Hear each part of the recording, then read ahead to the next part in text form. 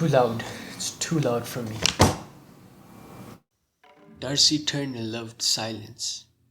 He had a fondness for music, classical mainly, but voices were grating, rough like sandpaper on his eardrums. He hated kids even more, always screaming and yelling and running around making noise. But his favorite sound of all was when there was a lack thereof, a rarity to find in this day and age. As he strode down the sidewalk, Darcy paused for a moment and looked at the tricycle tipped over in the driveway. He looked up and after a moment recognized the home. The Richardsons, family of 5, 3 kids. The youngest boy was always screaming, whether he was playing or asking for a drink of water. Not only that, but the boy had a shrill voice that pierced one's ears. The little shit also had a habit of hitting people and then running away outside to escape on his tricycle and join his friends down the street. Absolutely spoiled. It was a kind of relief seeing that 3-wheeled vehicle sitting lifeless on the cement. Darcy smiled softly, then continued on through the neighborhood. The morning mist swirled around his legs, blanketing the suburbia in a knee-deep fog. The sky was a light grey, covered with heavy clouds but illuminated by the rising sun from behind. The air was fairly cool for summer, and there was almost no wind, the trees lining Kaiser Avenue standing nearly still. An instant later, a sharp pain shot up his body from his knee. Darcy blinked and realized he was on the ground. He had tripped and hit his knee on the cement, but this did not bother him. What frightened him was that he had lost his grip on his baton. Darcy sat up and anxiously scanned the area, then looked below him to find it resting under his leg. He got up in a hurry and retrieved his precious tool, inspecting it for any signs of damage.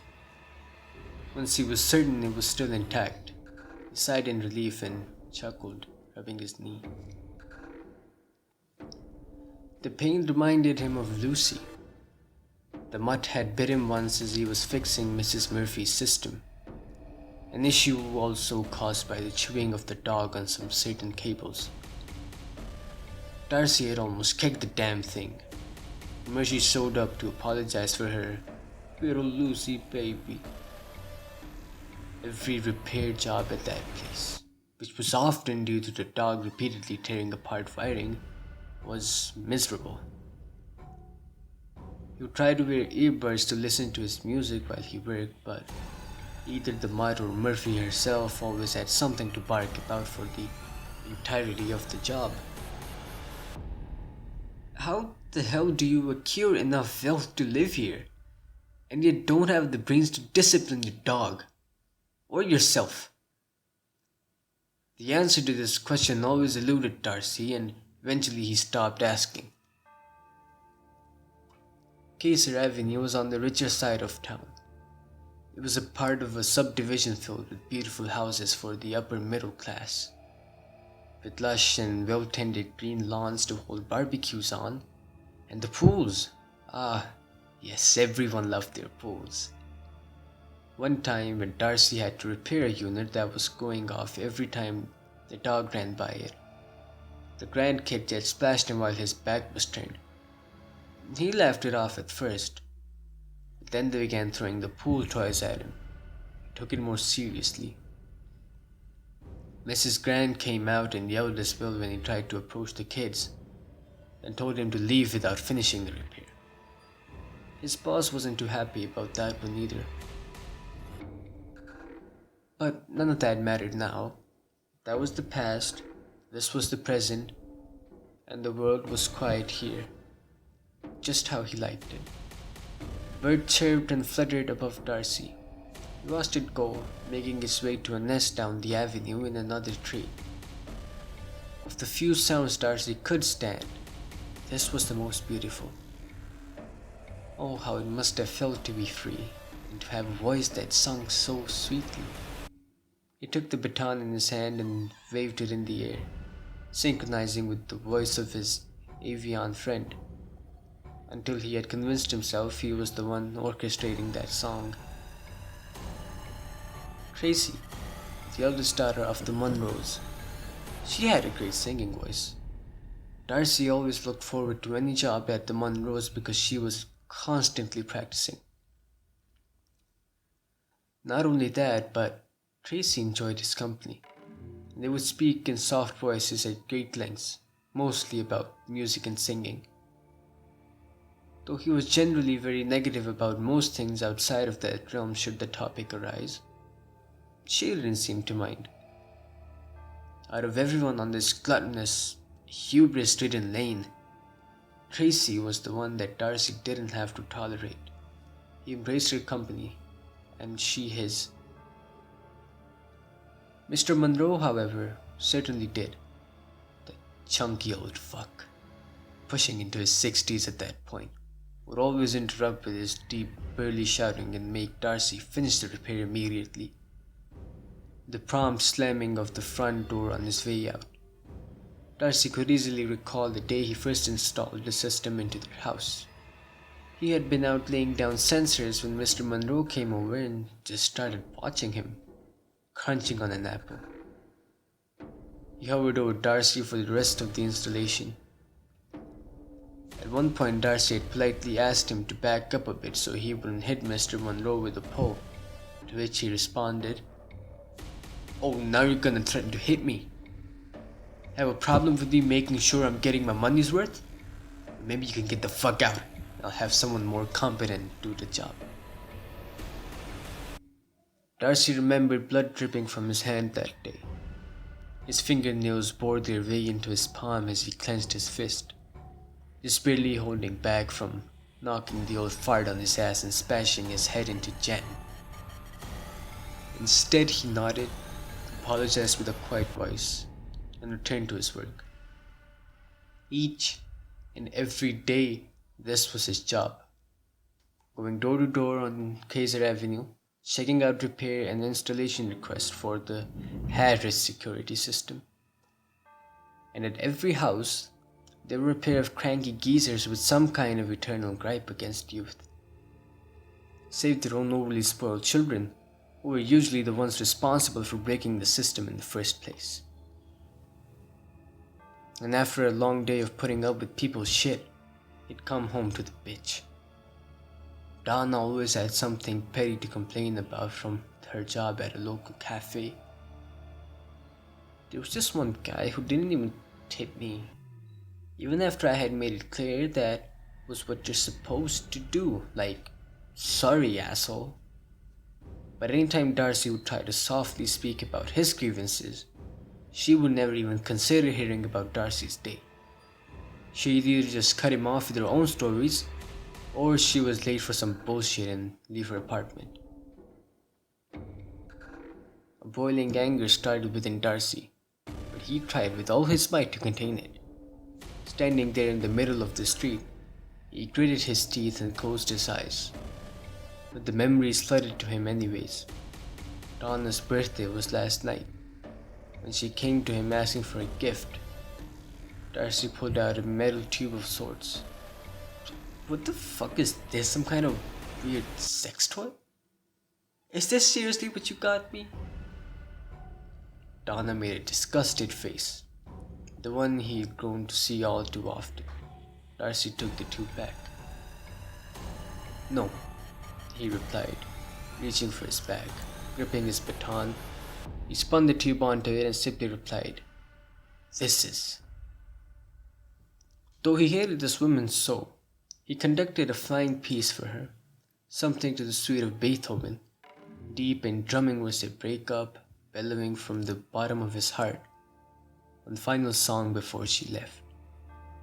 After they parted ways that night, Darcy began to pack his bag, his baton, some sheet music, and his laptop for work stuff.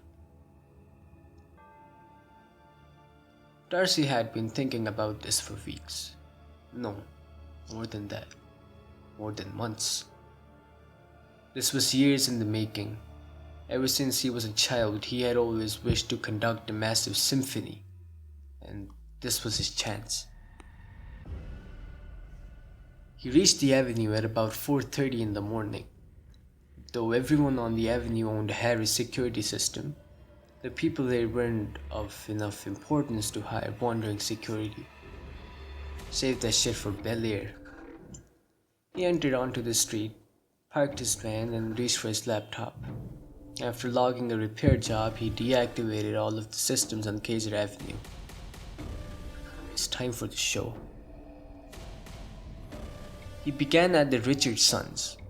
Entering around the back through a sliding door, he started his way upstairs, moving slowly as to not cause a creak on the floorboards. His sheet music led him up to the children's room.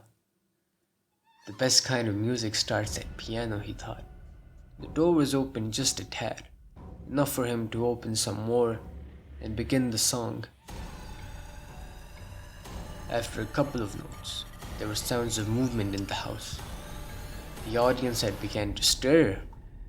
Moving from room to room, Darcy graced the residence with his music, but he quickly lost their attention and their cheers disappeared. Frowning, Darcy decided to find a new audience. Next door was Murphy. Someone as sophisticated as her must have an appreciation for good music.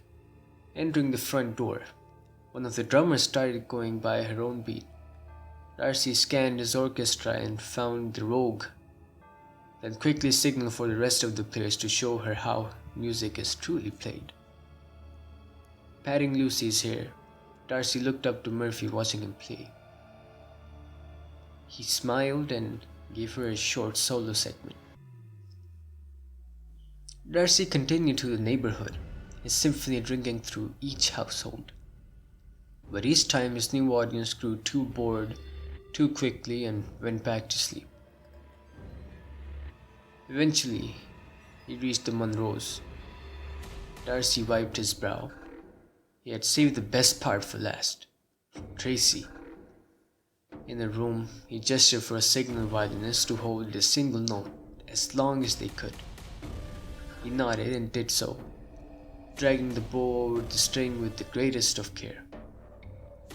Crash. The clash of cymbals erupted from behind Darcy, bringing the orchestra into fortissimo.